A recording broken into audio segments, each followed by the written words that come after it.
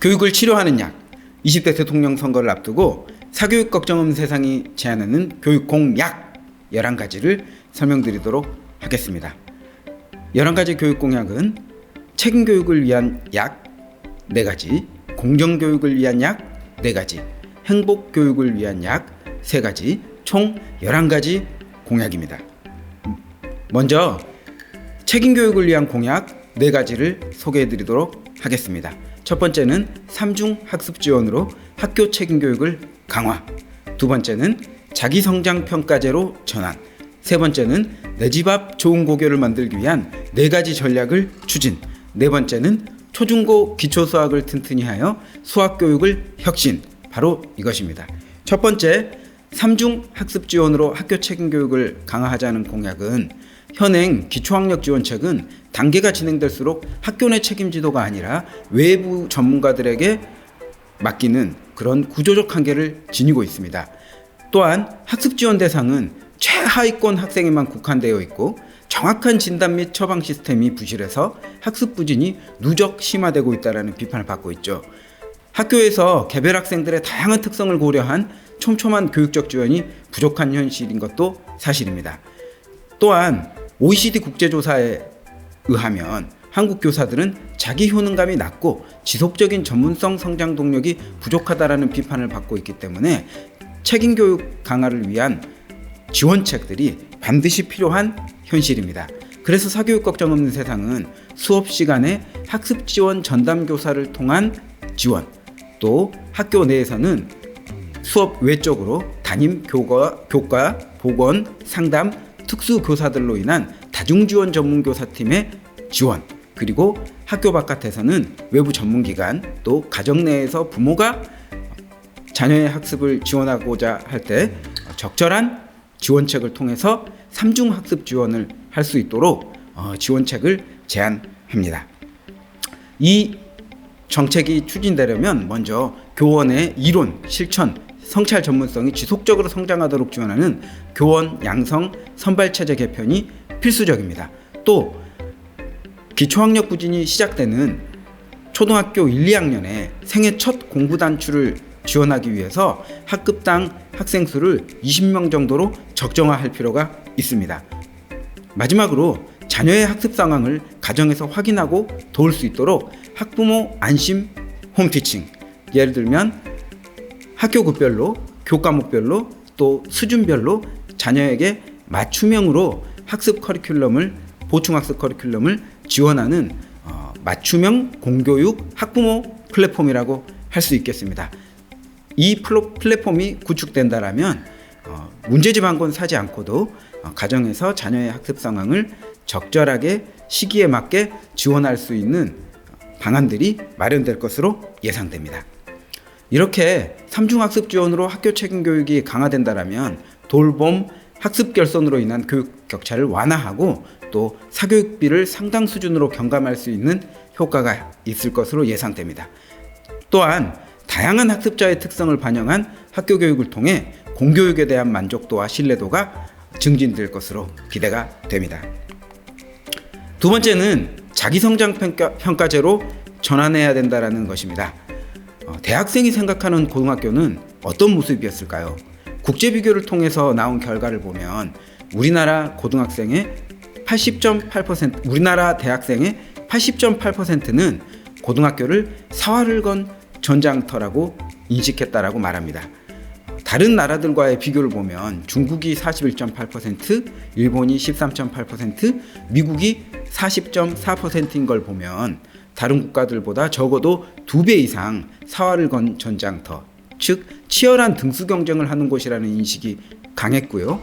또 중고등학생의 스트레스 고민거리는 단연 압도적으로 공부, 학습이 1위로 나타나는 것을 보면 대한민국 청소년들이 초중고 학교 교육을 받으면서 얼마나 과도한 경쟁과 스트레스 속에 놓여 있는가를 알 수 있습니다. 이런 문제를 해결하기 위해서는 경쟁이 아닌 학생 스스로가 교육과정 성취 기준에 근거한 학업 성취를 이루는 것을 평가하는 자기성장 평가제로 전환할 필요가 있습니다.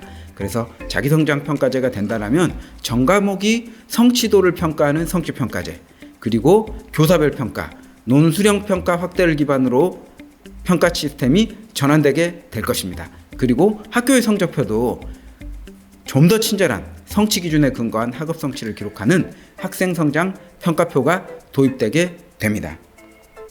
이렇게 될 때 학생의 평가 부담 및 스트레스 경감뿐 아니라 평가를 통해 자신의 학습 상황에 대한 학생의 이해도를 증진시키고 성장을 촉진시키는 학교 교육이 진행될 것입니다. 그리고 교육과정, 수업, 평가, 기록이 일체화됨으로써 학생의 성장을 돕는 유기적이고 통합적 교육활동이 구현됩니다.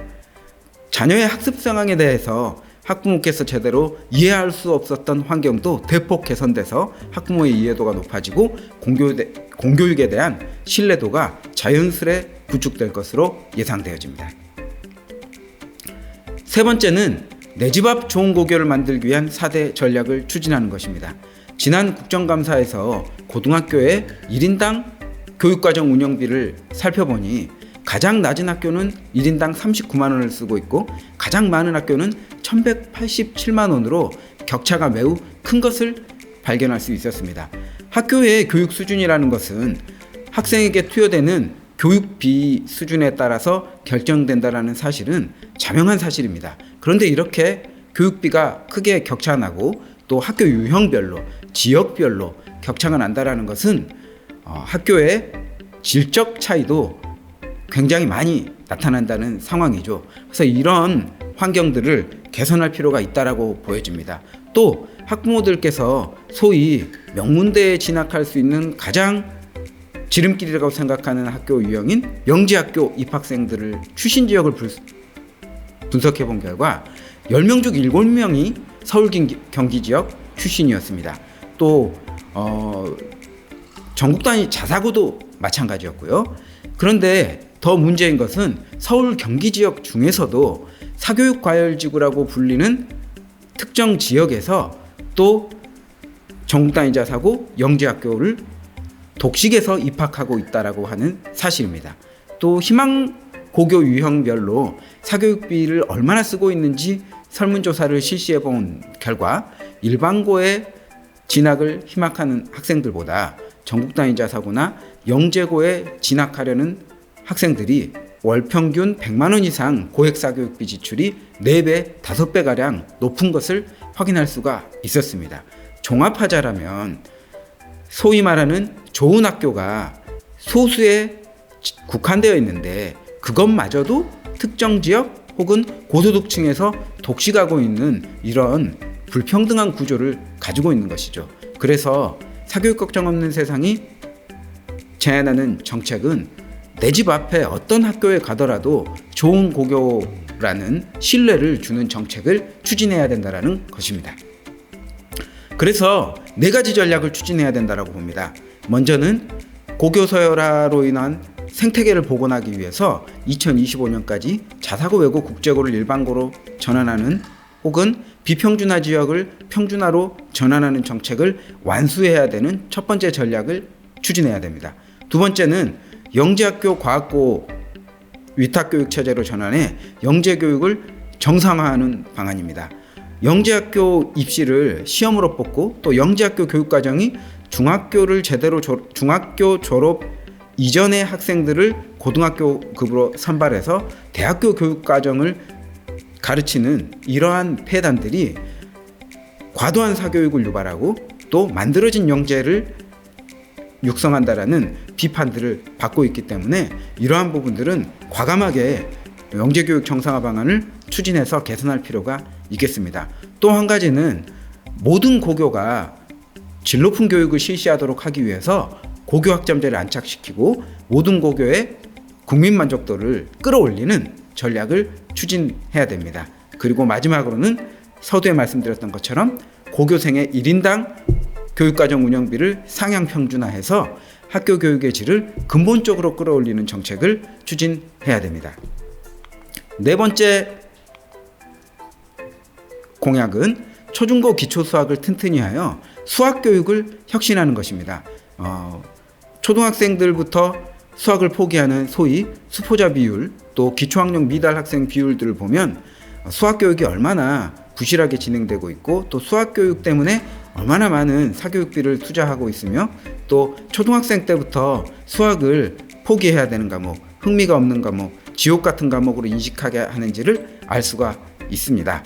그래서 학생이 스스로 발견하고 또 개념과 원리를 통해서 스스로 사고하도록 할 수 있는 수업과 평가의 혁신이 필요한 상황입니다.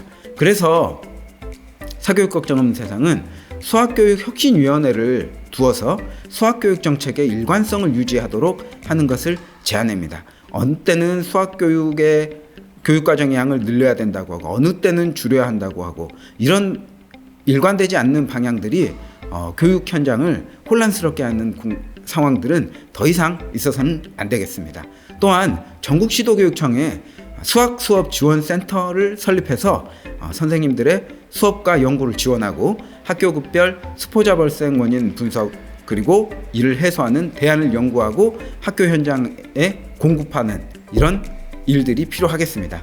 세 번째로는 교육과정 성취 기준 및 평가 기준에 부합하는 양질의 문제를 개발하고 공유하고 교사, 학생, 학부모에게 예시 평가 문항을 공개해서 학교의 교육과정 성취 기준에 맞는 평가가 이루어지도록 이것이 또 수능 시험과 연결되도록 해서 킬러 문항, 초고난도 문항을 풀기 위해서 특정 지역의 비싼 사교육을 한 학생들만 문제를 풀 수 있는 폐단, 또 학교 시험이 지나치게 어려워져서 별도의 사교육을 받아야지만 고득점을 맞을 수 있는 폐단, 이런 부분들을 해소할 수 있는 방안으로 정책을 추진해야 됩니다. 네 번째는 무엇보다도 이런 수업과 평가를 실시한 선생님들을 양성하는 제도가 마련돼야 됩니다. 그래서 임용고시 출제 방향 및 사범대 수학교육과 커리큘럼을 재정비해서 전문적인 교원 양성 제도를 구현할 필요가 있겠습니다. 이와 유사한 정책적 사업을 사교육 걱정 없는 세상은 이미 하고 있습니다. 학생이 스스로 개념과 원리를 발견하는 수학의 발견이라는 중학교 수학대안 교과서를 1, 2, 3학년 출판하는 사업을 추진했고요. 교육과정 성취 기준에 근거해서 좋은 평가 문항을 개발하고 출제하는 것을 선생님들에게 가이드하기 위해서 모두의 수학이라는 교육과정 내에서 출제하는 평가 플랫폼을 론칭해서 문항을 보급하는 일들을 하고 있습니다. 이런 일들을 정부가 이어받아서 추진한다라면 초중고 기초 수학을 튼튼히 해서 수학 교육을 혁신하는 교육 시스템이 학교 교육 안에 마련되리라고 보고 있습니다. 그래서 수학교육 혁신책이 시행이 된다라면 암기식 주의식 수학교육에서 수학의 원리를 스스로 발견하고 깨닫는 학생 중심의 수학교육이 실현되고 수포자 문제가 해결되고 교사들의 전문성과 수업을 가장 중요하게 하는 생각하게 하는 교육 풍토가 조성될 것입니다. 그리고 교육과정 수준과 범위를 준수한 문항 출제로 공교육에 대한 신뢰가 회복될 것으로 기대하고 있습니다.